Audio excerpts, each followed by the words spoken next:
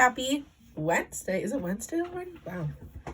Happy Wednesday, friends. Today we are reading Bartholomew and The Oobleck. I hope I'm saying that right. Bartholomew and The Oobleck. They still talk about it in the kingdom of Did, as the year the king got angry with the sky. And they still talk about the page boy, Bartholomew Cubbins. If it hadn't been for Bartholomew Cubbins, that king and that sky would have wrecked that little kingdom. Bartholomew had seen the king get angry many, many times before. But that year, when His Majesty started growling at the sky, Bartholomew Cubbins just didn't know what to make of it. Yet, all that year, the old king did it. All year long, he stared up into the sky above his kingdom, muttering and sputtering through his royal whiskers. Humph! The things that come down from my sky. All spring, when the rain came down, he growled at that. All summer, when the sunshine came down, he growled at that. All autumn, when the fog came down, he growled at that. And that winter, when the snow came down, he started shouting, "This snow, this fog, this sunshine, this rain, bah! These four things that come down from my sky." "But, King Derwin," Bartholomew tried to calm him, "you always had these same four things come down." "That's just the trouble," bellowed the king. "Every year the same four things. I'm mighty tired of those old things. I want something new to come down." "Something new to come down?" Bartholomew gasped. "That's impossible, Your Majesty. You just can't have it." "Boy, don't you dare tell me what I can or cannot have. Remember, Bartholomew, I am king." "I know, sire," said Bartholomew. "You rule all the land. You rule all the people. But even kings can't rule the sky." "Can't, eh?" His Majesty flew into a terrible rage. "Well, maybe other kings can't do it, but maybe I'm one king who can. You mark my words, Bartholomew Cubbins. I will have something new come down." But how to get something new to come down? That was rather hard to think up. And for many days, the old king stomped around, trying to figure out some way to do it. Then finally, one late night, when all the lords and ladies of the palace were fast asleep, just as the king was buttoning his royal nightshirt, he suddenly stopped still. A strange wild light began to shine in his gray-green eyes. "Why, of course," he began laughing. "They can do it for me. Bartholomew Cubbins, blow my secret whistle. Quick, call my royal magicians." "Your magicians, Your Majesty?" Bartholomew shivered. "Oh no, Your Majesty, don't call them." "You hold your tongue, Bartholomew Cubbins. You do as I command you. Blow my secret whistle." "Yes, sire." Bartholomew bowed. "But, Your Majesty, I still think you may be very sorry." Oh no. Ugh. He took the king's secret whistle from his secret hook. He blew a long, low blast down the king's back secret stairway. And a moment later, he heard them coming. Up from their musty hole beneath the dungeon, up the empty midnight tunnel to the royal bedchamber tower, came the magicians on their padded, shuffling feet. Up and right into the room they came chanting, "Shuffle, duffle, muzzle, muff. Visto, wisto, mysticuff. We are men of groans and howls, mystic men who eat boiled owls. Tell us what you wish, O king. Our magic can do anything." "I wish," spoke the king, to have you make something fall from my skies that no other kingdom has ever had before." "What can you do? What will you make? For a moment, they stood thinking, blinking their creaky eyes. Then they spoke a word. One word. Oobleck. Oobleck? Asked the king. What will it look like? Won't look like rain. Won't look like snow. Won't look like fog. That's all we know. We just can't tell you any more. We never made Oobleck before. They bowed. They started toward the door. We go now to our secret cave, our mystic mountain, Nika. There, all night long, we'll work for you, and you'll have Oobleck when we're through. They'll do something crazy, whispered Bartholomew. Call them back, your majesty. Stop them! Stop them?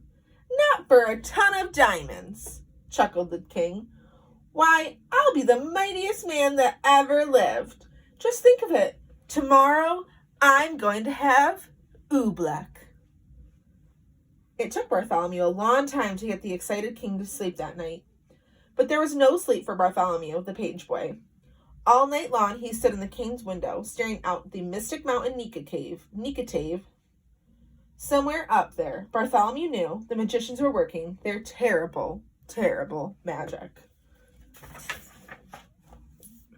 At night, the magicians did. All night, they walked circles around their magic fire, making magic, mumbling with their clucking tongues. Oh, snow and rain are not enough. Oh, we must make some brand new stuff.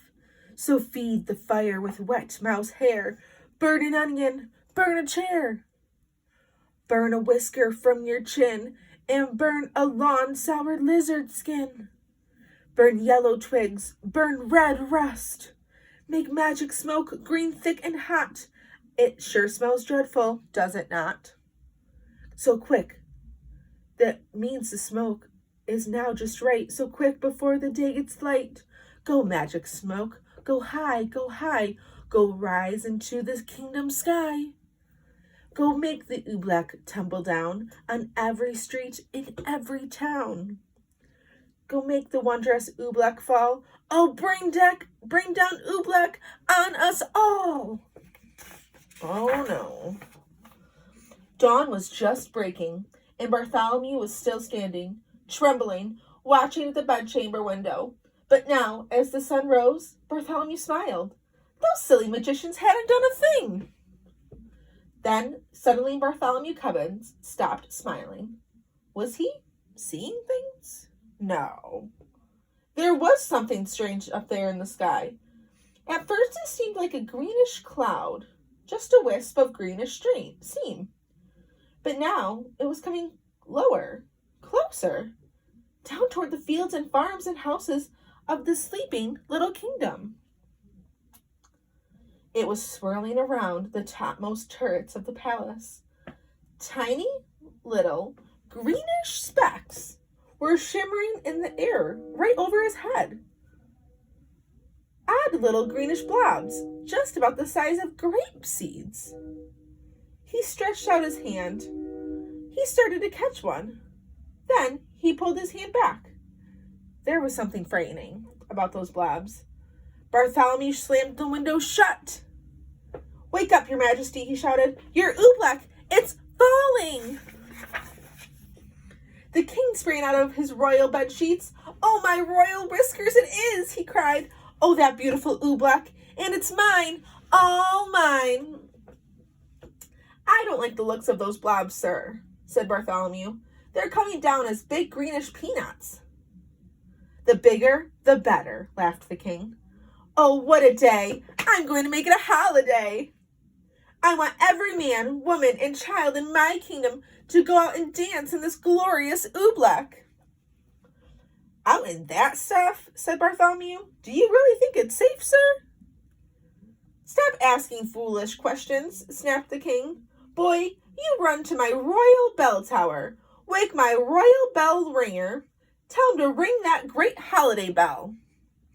For a moment, Bartholomew Cubbins didn't move. Run, barked the king. Bartholomew ran.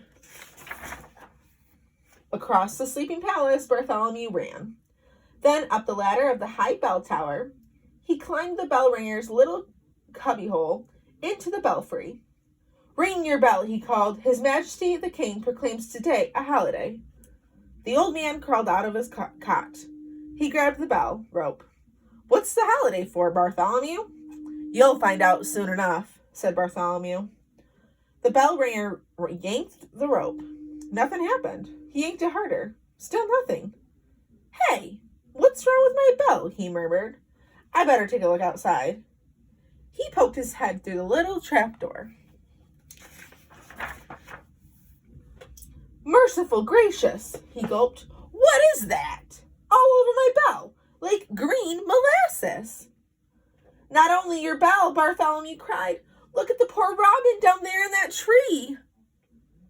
She's stuck to her nest. She can't move a wing. That Oobleck's gooey. It's gummy. It's like glue." "Ugh," the bell ringer run his hands. "If that green stuff sticks to robins, it'll stick to people too." "Someone's got to warn the people," cried Bartholomew. "Gotta wake 'em and warn 'em to stay in their houses. I'll tell the royal trumpeter," he shouted. He turned and slid like lightning down the bell tower ladder. To the trumpeter's tower raced Bartholomew Cubbins, and on up the steps 4 stairs at a time. As he ran, he could hear the plop, plop, plop of the oobleck on the window panes. Ugh, gross. It was pelting against the palace walls, as big as greenish cupcakes now. Ooh. He yanked the covers off the snoring trumpeter. He shoved his cold trumpet right into his sleepy arms. "Get up! Warn the people! Blow the alarm!" "Alarm?" yawned the trumpeter. Then his eyes saw the oobleck. "Those green things, Bartholomew. Where did they come from?" "The king," panted Bartholomew. "His royal magicians made them." The royal trumpeter leapt from his bed. "That king of ours should be ashamed." He jabbed the trumpet out of the window. "I'll blow," he shouted, "the loudest alarm that's ever been heard in the kingdom of Did." But all the royal trumpeter blew was a glug. "My horn," he gulped. "One of those green things flew inside of it." He tried to blow it out. He couldn't blow it out. He tried to shake it out. He couldn't shake it out. "I'll get it somehow," he yelled. "I'll pull it out." "No," shouted Bartholomew. "Don't you touch it." The trumpeter's hand was already in it. His fingers grabbed hold of that lump of oobleck.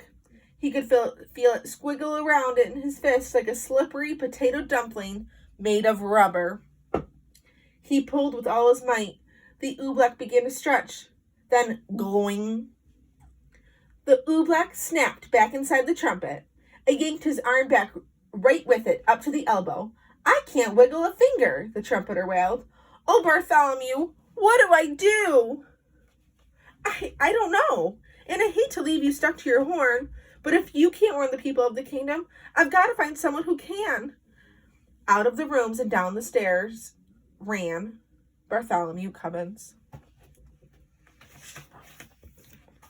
Down to the chamber of the captain of the guards. The captain was humming in front of his mirror, combing the ends of his handsome mustache. "Captain, do something!" shouted Bartholomew. "Do something? Why?" smiled the captain. "What's wrong?" "Captain, haven't you seen the dreadful oobleck?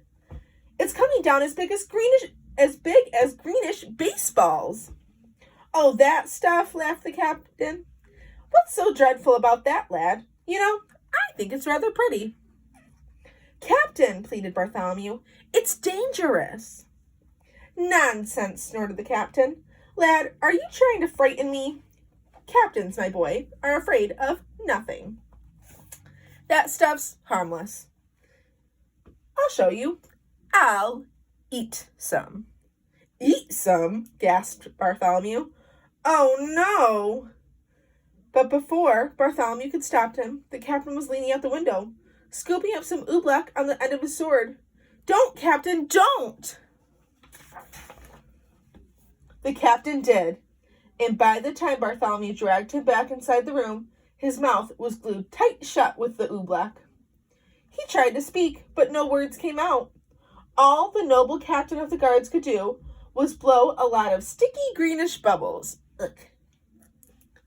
"Forgive me for leaving you, Captain," said Bartholomew, "but a captain full of bubbles is no help at all." Bartholomew stretched the poor man out. He left him there on his chamber floor. Bartholomew went tearing through the zigzag palace hallways. "I'll get the king's horse. I'll ride through the country. I'll warn the people of the kingdom myself." He pushed open the door that led out to the royal stables. Bartholomew stopped. He could go no further. The awful Oobleck was plumping down as big greenish footballs now. Too late to warn the people of the kingdom. There were farmers in the fields getting stuck to hoes and plows. Goats were getting stuck to ducks. Geese were getting stuck to cows. Outside the palace, it was piling up. Great greenish tons of Oobleck, deeper and deeper on every roof in the land. There was nothing Bartholomew Cubbins could do out there. Shaking his head sadly, he stepped back inside. But inside, a moment later, it was just as bad as out. With an angry roar, the Oobleck was suddenly hitting the palace harder. It was battering and spattering against the walls as big green buckets full of gooey asparagus soup. Like a sinking sailboat, the whole palace was spraying leaks. The Oobleck was ripping the windows right off of their hinges. It was dripping through the ceilings. It was rolling down the chimneys. It was coming in everywhere, even through the keyholes. From every bedroom in the palace came the howls of lords and ladies. Frightened in their nightgowns, they came jumping to their doors. "Go back to your beds. Get under your blankets," Bartholomew Cubbins was crying through the halls. But nobody paid the slightest attention. Everybody in the palace started rushing madly about. The royal cook rushed down to the royal kitchen. Bartholomew Cubbins saw him trapped in there, stuck to 3 stew pots, a teacup, and a cat. The royal laundress rushed outside to save her laundry. Bartholomew saw her stuck right to the clothesline between 2 woolen stockings and the king's best Sunday blouse. Oh no. He saw the royal fiddlers. They were stuck to their royal fiddles. Everywhere Bartholomew ran, he saw someone stuck to something. They were stuck up by the dozens. Every last friend he had in the world was flopping and floundering, all hopelessly caught in the goo. Then, suddenly, midst the hubbub, Bartholomew gasped. The king! Where was the king? He'd forgotten all about him. Ooh. It was in the throne room that Bartholomew found him. There he sat, old King Derwin, proud and mighty ruler of the kingdom of Did, trembling, shaking, helpless as a baby. His royal crown was stuck to his royal head. The seat of his royal pants were stuck to his royal throne. Oobleck was dripping from his royal eyebrows. It was oozing into his royal ears. "Fetch my magicians, Bartholomew," he commanded. "Make them say some magic words. Make them stop the Oobleck falling." Bartholomew shrugged his shoulders. "I can't fetch them, your majesty. Their cave on Mountain Nicotave is buried deep in Oobleck." "Then I must think of some magic words," groaned the king. "Oh, what are those words my magicians say? Shuffle, duffle, muzzle, muff? That's all I can remember, and they don't do any good. The Oobleck keeps on falling harder." Bartholomew Cubbins could hold his tongue no longer. "And it's going to keep on falling," he shouted, "until your whole great marble palace tumbles down. So don't waste your time saying foolish magic words. You ought to be saying some plain, simple words." "Simple words? What do you mean, boy?" "I mean," said Bartholomew, "this is all your fault. Now, the least you can do is say the simple words, 'I'm sorry.'" No one had ever talked to the king like this before. "What?" he bellowed. Me say I'm sorry? Kings never say I'm sorry, and I am the mightiest king in all the world." Bartholomew looked the king square in the eye. "You may be a mighty king," he said, but you're sitting in Oobleck up to your chin, and so is everybody else in the land. And if you won't even say you're sorry, you're no sort of king at all." Bartholomew Cubbins turned his back. He started for the throne room door. But then Bartholomew heard a great deep sob. The old king was crying. "Come back, Bartholomew Cubbins. You're right. It is my fault, and I am sorry." "Oh, Bartholomew, I'm awfully, awfully sorry." And the moment the king spoke those words, something happened. Maybe there was something magic in those simple words, "I'm sorry." Maybe there was something magic in those simple words, "It's all my fault." Maybe there was, and maybe there wasn't. But they say that as soon as the old king spoke them, the sun began to shine and fight its way through the storm. They say that the falling Oobleck blobs grew smaller and smaller and smaller. They say that all the Oobleck that was stuck on the people and on all the animals in the kingdom of Did just simply, quietly melted away. And then they say, Bartholomew took the old king by the sleeve and led him up the steps of the high bell tower. He put the bell rope into the Majesty's royal hands, and the king himself rang the holiday bell. Then the king proclaimed a brand new national holiday in honor of the 4 perfect things that come down from the sky. The king now knew that these 4 old-fashioned things, the rain, the sunshine, the fog, and the snow, were good enough for any king in all the world, especially for him, old King Derwin of Did. The end. That was a really beautiful story. The end with him just being able to say, "I'm sorry," that's really brave. And I hope today, when you're going about your day, think about everything that you have to be grateful for. And think about, you know what? Things could be a lot worse in the world right now. I hope that you guys have a great day, and I can't wait to read to you tomorrow. Tomorrow we're going to be reading My Many Colored Days. I'm really excited to read that to you, and I can't wait until tomorrow. Have a great day.